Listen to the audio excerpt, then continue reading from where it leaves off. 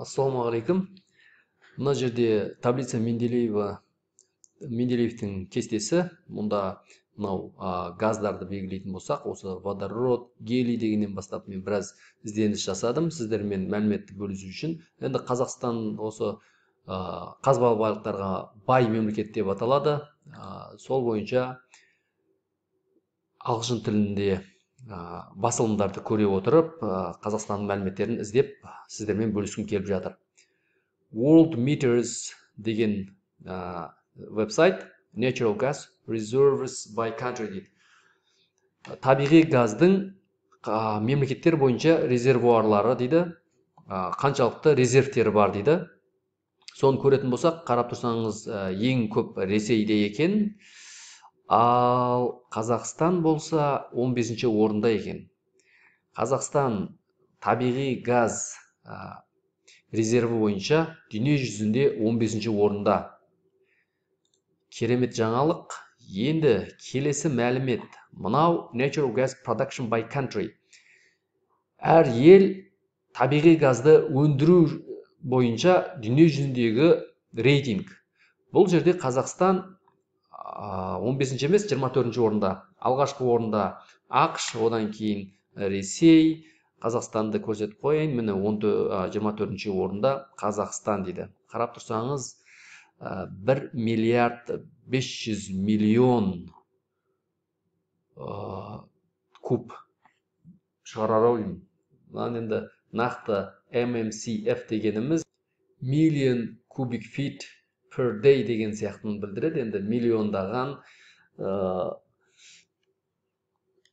жаңағы куб, миллион куб деген сияқты. Бір кубта 1000 литр газ болады.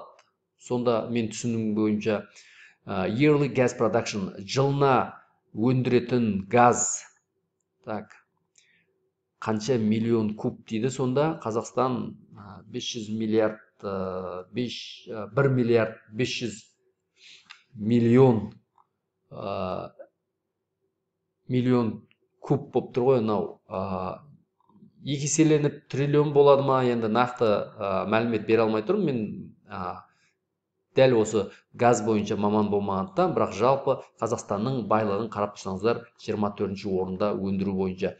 Енді және де бір айта кететін нәрсе, Қазақстанда осы қазба байлықтары бар, оны өндіріп жатқанда статистикада қалай беріледі? Қазақстан өндіріп жатыр деп беріле ма, немесе бізде шетелдік компаниялар көп, шетелдік компаниялар өндіріп жатыр. Жаңағы USA, ақш бірінші орында тұр мысалға. Ал біздегі көп компаниялар бар ақштан. Мысалға ақштың компаниялары өндіреді, міне ақштың өндірісі болып шығады ма ол, немесе Қазақстанда өндірілген болып шығады ма? Ол да нақты мәлімет мен таба алмадым, бірақ дегенмен Қазақстан резерв бойынша 15-ші орында дүние жүзінде. Және Қазақстан байлығы бойынша да осы 15-ші демей қойын, 30-ші орында болу керек. Енді сіз баға беріңіз, Қазақстан қандай орында?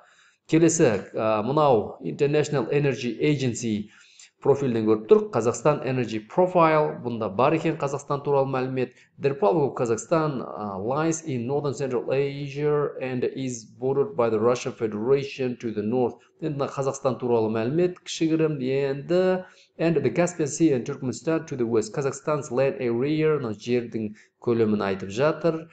19 миллионға жуық адам бар депті. Until 2015, Kazakhstan was among the world's top 10 fastest growing economies, mainly owing to development of its rich oil, gas, and coal resources and export-oriented policies дейді. 2015 жылдардағы экономикасы жылдам дамыған алғашқы ондыққа кіретін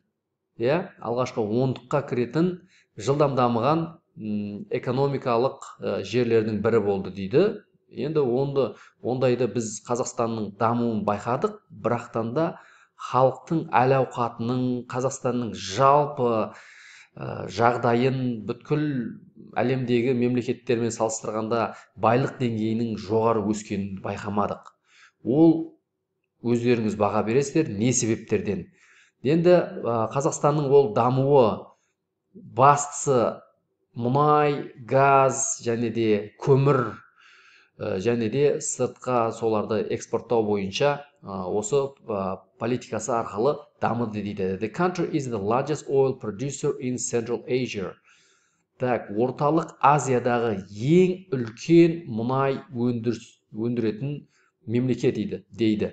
With the 12th highest proven crude oil reserves in the world. Так, әлемдегі 12-ші ең жоғары деңгейдегі әлемдегі 12-ші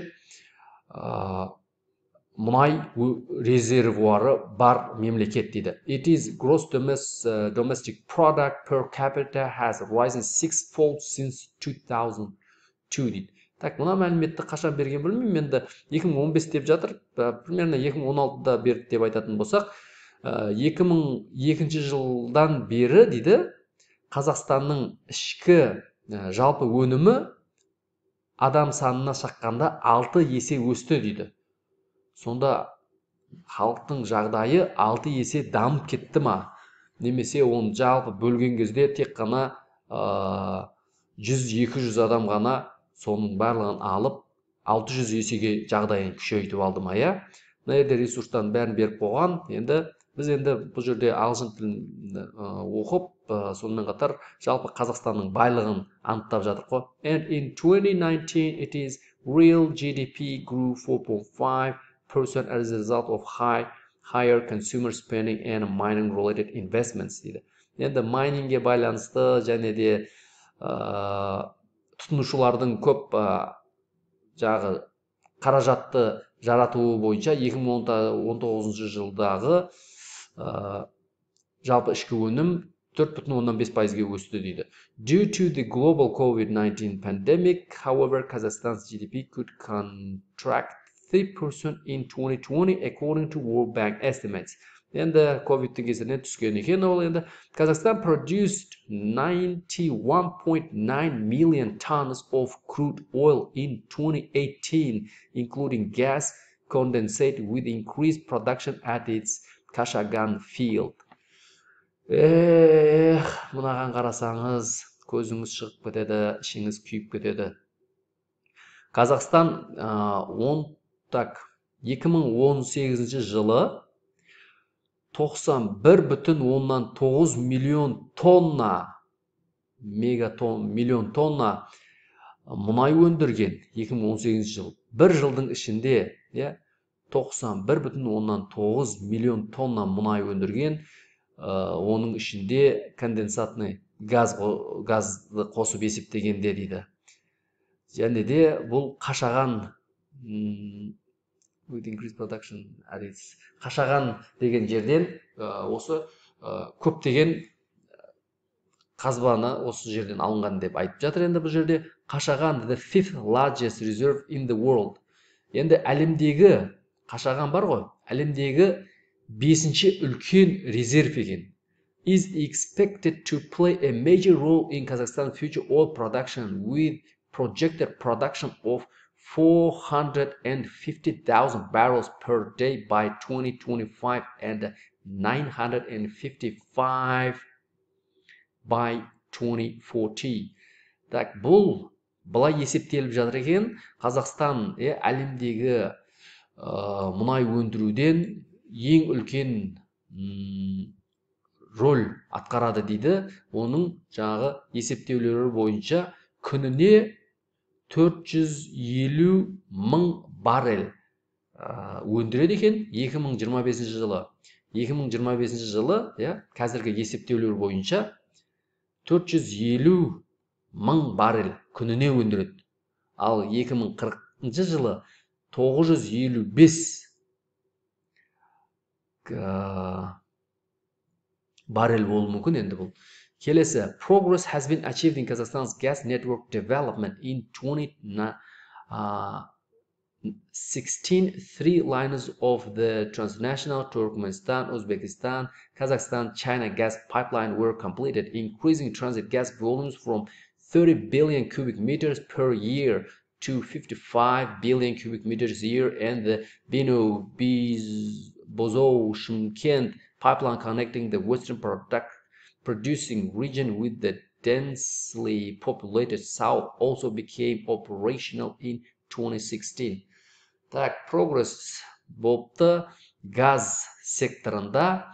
Қазақстанда 2016 жылы 3 линия болыпты.